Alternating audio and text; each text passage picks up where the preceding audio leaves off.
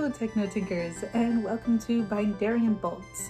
Now today is going to be just a little different as it is both a tutorial as well as kind of a testing out a method for what we're making today. Today we will be making some mask straps, or straps that will be going on the back of the fabric masks. If you want to know how to make these fabric masks, I did make a tutorial and I will link it in the description. There has been a bit of an issue with a few masks that maybe whoever is making them makes them a little small, or they're just very uncomfortable as they put a lot of strain on the back of the ears. So these straps are supposedly supposed to help with that. But to go ahead and get started here, I'm going to go ahead and try out 3 different methods of making these straps and testing them out for myself to see if they are any good. So let's get started. So these are the 3 methods that we're going to go ahead and try out to go ahead and make our straps. The first one is just an elastic fabric that we're going to go ahead and sew some buttons and buttonholes into. The other one is an elastic band as well as the sew-on clips. And then the final one is going to be a crocheted strap with sew-on buttons. That one may take a little bit more time, but we're going to go ahead and try these 3 out and try to show off the process. And I'll let you know how they go. So here are a few things that you're going to need. The buttons themselves can just be purchased from just about any store. You can go ahead and use any kind of buttons. I'd prefer them to be matched up, but of course you can go ahead and use whatever you happen to have on hand. As well, a good pair of scissors, your elastic band, which again can be purchased at any craft store, the sew-on snaps. For the crocheted one, you will need whatever thread you are planning to use. Red Heart yarn, I believe this one is a Red Heart soft yarn that I'm using. A crochet hook and the buttons for that as well. And finally, a sewing thread and needle. The one I'll be using today is actually one that's a little bit thicker than the normal thread, but you can go ahead and use any kind of thread. Just make sure that the buttons and straps that we are sewing on are nice and secure. Alright, now let's get started. So the first one I'm going to go ahead and do is going to be the elastic strap with the sew-on snaps. This one's probably the easiest one, as all you need to do is go ahead and make sure that these snaps are placed just so, just to leave a little bit, maybe about a finger's length in between, and sew them on either side. Now these can go ahead and be in whatever order. If you'd like them to be in the other way, you can go ahead and do that, but I'm going to go ahead and do this. And since the machine won't really work with these, we're going to go ahead and just hand sew these on. It'll take a couple minutes here, but we're going to go ahead and show you what it looks like when it's finished. There we go. So they're all sewn on. Just some normal hand stitching, nothing too complicated. If you want to be a little extra secure, since these are just kind of fabric elastic bands, you can go ahead and add a little strip of hot glue at the ends of them just so they don't fray, but otherwise it's pretty much set to go. So the next one we're going to go ahead and work on here is going to be our fabric with the buttons. For this one, the fabric I just got from a t-shirt that I had lying around. It's a little stretchy, but not by too much, so this one does have to be a little bit bigger. I just made a little strip like this, and what we're going to go ahead and do is we're going to sew the edges together the way that they were just pinned, and then flip it inside out. It's a little hard to explain from here, but I'm going to go ahead and machine sew it from the inside to go ahead and get this length here, and then we'll probably do hand sewing for the edges as well as for the buttons. As well, my machine also has an option to make the button loops. I'll go ahead and show you that in just a bit. Alright, so I've got my fabric strip here. I already did just the one strip to go ahead and get the inside here. Now before I go ahead and flip it inside out, I am going to go ahead and sew up just one end here I'm going to flip it inside out, do the other one, and then I'm going to show off how I do my button holes, which will be at the ends of this.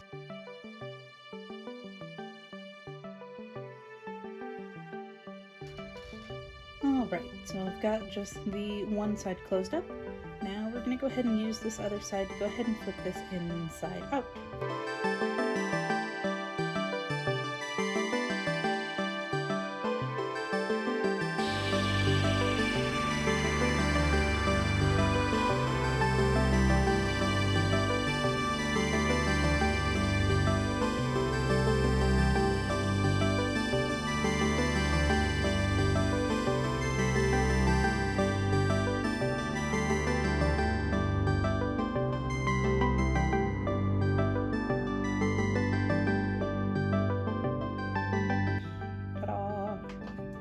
Alright, now that we have our little fabric string right now, we're just going to go ahead and just close up the end here, and then we're going to add in our button holes.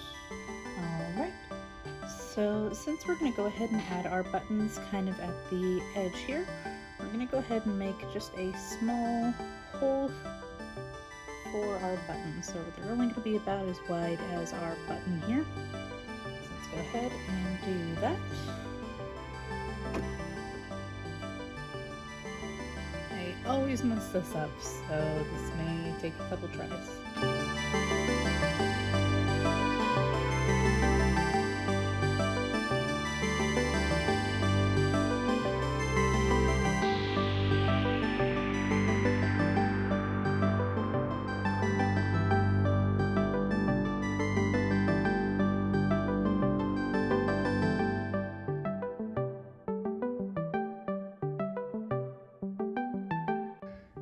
Okay, well, it ended up getting a little crooked there at the end, or rather at the beginning, but it should still work. I'm gonna do it on the other side and I'll be right back. Alright, that ended up a little bit better. It still looks a little wonky and I had to do it twice, but that's about where we want that to be. Okay, well now that we have both, we're gonna go ahead and just cut out that little inside, and then we're going to hand sew on our buttons just a little ways away, so we can see the whole thing together.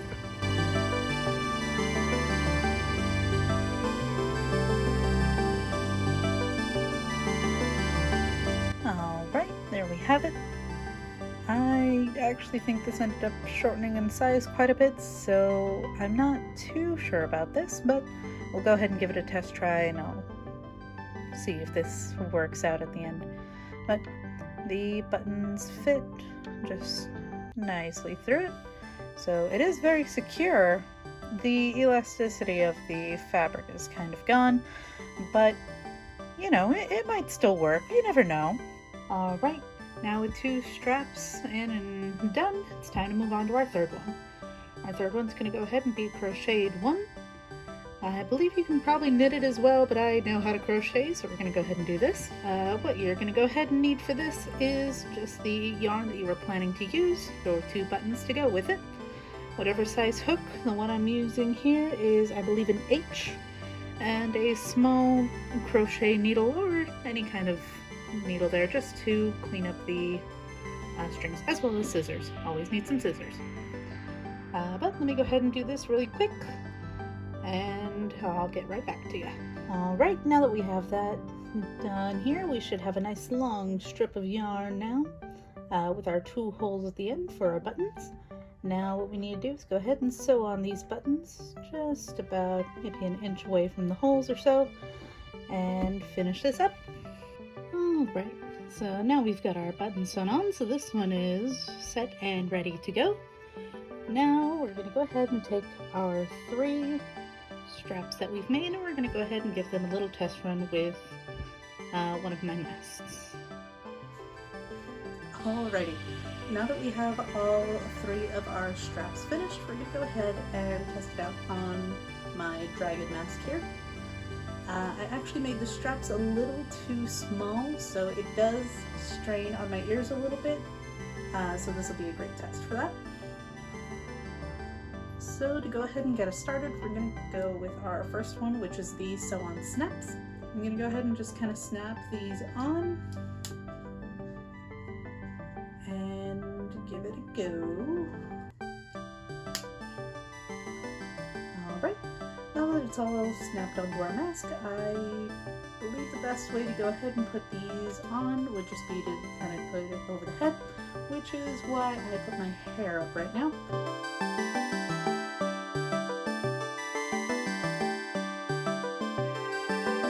Alright, so with the elastic straps, it's actually just below my ear here, so it's not putting any pressure on my ear whatsoever. And if anything, the most pressure is actually going on the nose. So if you happen to have those metal strips here, that's a little bit more security to keep it up. Otherwise, I think this works pretty well. Yeah, but it seems to be keeping the mask on pretty well, so looks like this one's pretty good. And I guess if you want to take it off pretty easily, you can just unsnap it. So that's pretty nice. Or I guess you can put it over your head again.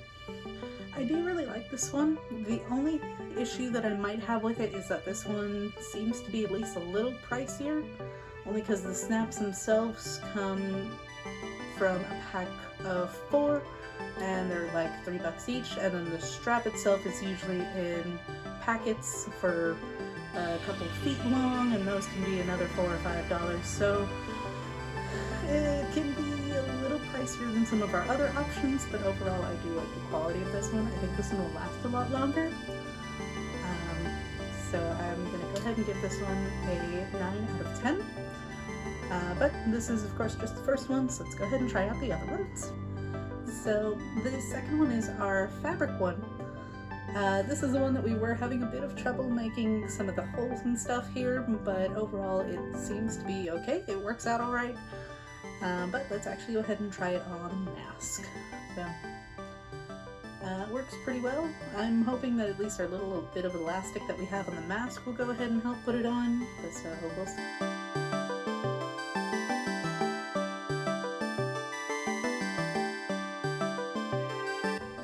Now, wearing it the same way that we did with our first one, sitting right below the ear once again, and overall it's actually pretty comfortable. It's actually not too bad. It seems like, again, this is putting a lot of pressure on the nose here, but this seems to be the best way to wear it as far as I can tell. But it's not bad. Let's see if I can take it off. Come on. There we go. Okay, so the button loop is a little bit harder to take off. Of course you could again put it over your head, but that's just, you know, that's why we're testing. Overall it's actually not too bad. I mean, it worked out pretty well because of the way that I sewed it up. There's no like frays or anything. The only thing that I'm not sure of is because they are buttons, it might be a little hard to wear if I have my hair down, as sometimes hair, if you're moving around and stuff like that, it might get caught in the buttons. I don't want to try it out now, but I imagine that might be a problem, so just be aware of that. If you do have long hair, this might be an issue. But if I were to go ahead and kind of grade this overall from making it as well as the kind of wearing of it wasn't too bad, but making it was a bit of a pain. I'd probably give this like a 5. That's maybe a 5. Like, it's pretty average. This seems like something that, you know, if you're given a little bit better quality or maybe a longer strap, it might be a little bit easier. I'm sure you can probably improve with this by just making sure that you do have very smooth buttons, or maybe even putting the cover over the button to avoid that hair problem. But at least the way that I made this one here, it seems like it's okay, it'll work, but it's not my favorite. So there's that. On to the next one. Alright, so our last one is the yarn one. This is our crocheted one that we made. I have everything set and prepared on here, so hopefully some handcrafting work will work just fine. Now, this one is a bit longer than the other ones and has a little bit of elasticity on its elf, so I am a little worried.